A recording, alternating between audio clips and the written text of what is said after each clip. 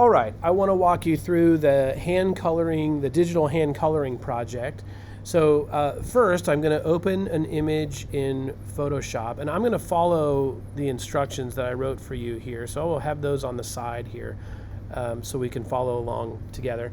And the first thing I'm going to do is open an image in Photoshop. So I'm just going to double click that, or you might drag it over the icon to open it.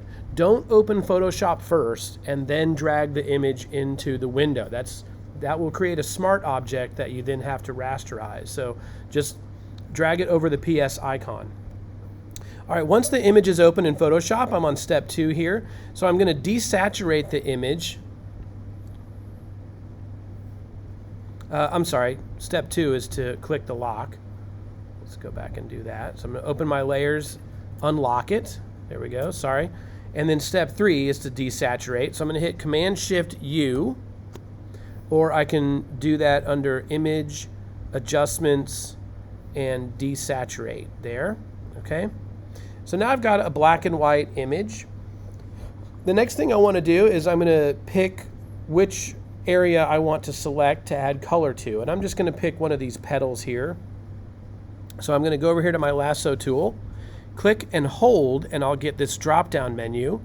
And I'm going to click my Magnetic Lasso. This is probably my favorite of the selection tools. It just makes things really easy. I'm going to zoom in a little bit so I can see this petal that I want to select a little bit better. I was just hitting Command and then the plus. Or you can also use your fingers on the trackpad and just opening and closing your fingers to zoom in. So in order to use the Magnetic Lasso, I'm just going to point the little arrow here, the black arrow. I'm going to start right there. I'm just going to click, and I don't need to hold anything down. Don't hold anything down. But now I'm just going to use the trackpad and use my finger and just carefully draw around this petal. And so, see how it kind of popped out a little bit there as I just went by? I'll show you how you can fix that. The Magnetic Lasso is not going to be perfect, but it's really close. Right here I'm at a corner, so I'm going to click again and create an anchor point. And that way I don't have to worry about that coming away. These little corners in here, I'm going to just click when I get to a point or a corner or along a curve sometimes, and you want to create those anchor points. Okay, now right here I want to fix this a little bit, so I'm going to zoom in, and this is actually skipping ahead to the pro tips section that I put at the bottom of the instructions, but you can see how this petal actually, I want to follow this line right here. So I'm going to go back to my lasso tool and get the regular lasso. Now on my lasso tool, I can add or subtract to the selection that I already have. Shift, if I hold Shift on the keyboard, a little plus will show up. If I hit Option, a little minus will show up. In this case, I want to subtract this section right here from the main selection. So I'm going to start here, and I'm going to hit Option with my left pinky, and then I'm going to hit the trackpad with my left forefinger.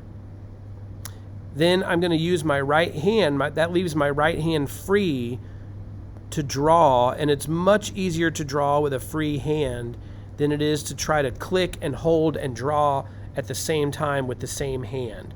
So with little things like this, I could click and hold. Oops, I didn't mean to move it.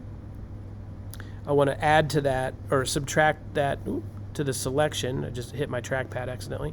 So I'm going to hit Option again, and then I'm going to draw the line and then just loop around and subtract that.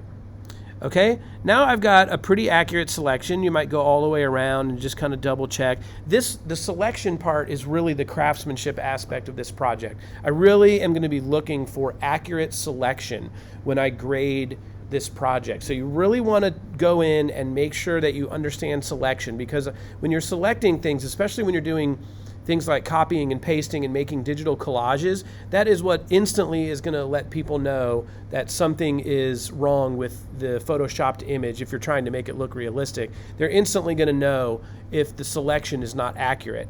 And in this case, for our project, your colors are going to overlap in weird ways. So I really want you to focus on making accurate selections. Okay, so that was number 4 and 5 is making your selection. And you can see this is what this was a different image, but if I zoom back out, Command 0 is going to zoom me back out. You can see I have this area selected.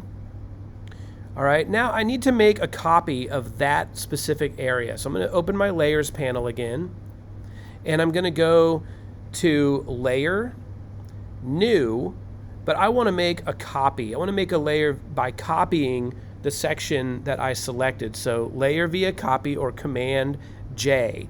And you can see that that layer popped up, and in the little icon there you can see that tiny little petal that I selected.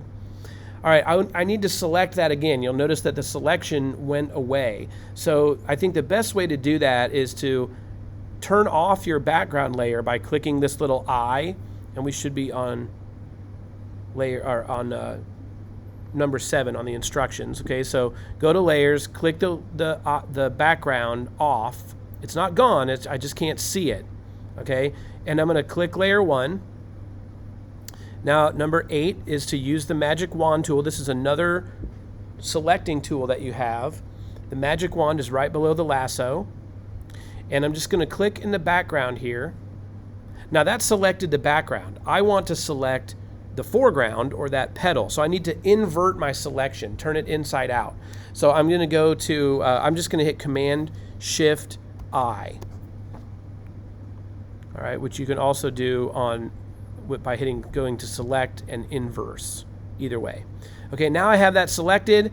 Now is kind of the fun part. I get to choose a color. So I'm going to go down here to my color picker and just click on that orange square. The one on top is your foreground color, and that's what we're wanting to change. So I think I kind of like that color, but I think I'll choose more of like a turquoisey blue. All right, so once I get the color that I want, and I can pick any of these colors, you'll notice that it changes here. I kind of like lighter colors personally, so I'm going to choose one of those lighter tints of blue, say OK, and then I'm going to paint it in using the brush tool. So we're on step number 10, using my brush tool right here.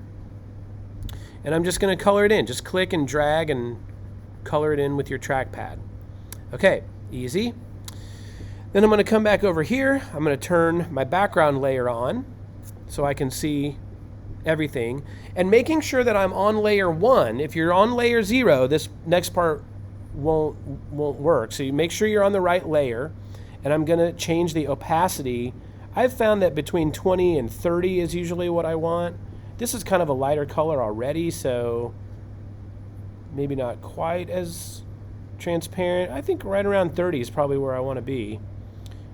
Okay, and that looks good, and now I'm just going to deselect, Command D. I have a misspelling in my instructions I need to fix. Okay, and then I'm ready to do it all again. So go back up to Magnetic Lasso, select a different area. Let's try this petal. Just kind of see how fast I can do this. You will get fast at this. I want you to have at least 10 layers on your, at least 10 different colors, because I want you to practice, doing this over and over and over again. I'm going to make sure that I'm on my background layer when I make my copy. If you make the copy on layer 1, there's nothing in this section on layer 1, so it won't copy anything. So I make sure that I'm copying from the background, Command J, and now I have another layer. So you can see how you're going to start to get a lot of different layers. So I'm going to double click here, and I'm going to name this layer. Now we're getting into some of these pro tips like I put at the bottom, and I'm going to name that pink petal. Pink petal, or I'm sorry, that was blue. The original one was pink. Blue petal. And let's see, I think I'll make this a green petal. Okay, so I'm going to turn off all the other layers so that I isolate that petal that's going to be green.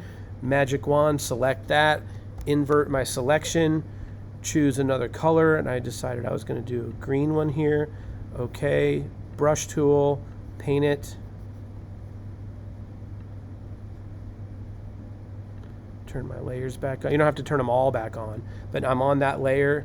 Go to opacity, turn that down, and now I have a green petal too. All right, and I just keep doing that until I have all the petals painted. You can see because I didn't do a good job selecting this. Let's look at that. What does that look like? I didn't do a good job selecting and going back and making sure that my selection was accurate. It's easy to see. It's easy to tell that. So I'm going to be looking for things like that. This is not what to do. Okay, so go back in and make your selections really accurate, more like this one, so it'll look more, that's better craftsmanship. Okay, so that's it. You're going to color the entire thing. There should be at least 10 layers, 10 different colors, and yeah, have fun with it. All right, thanks guys.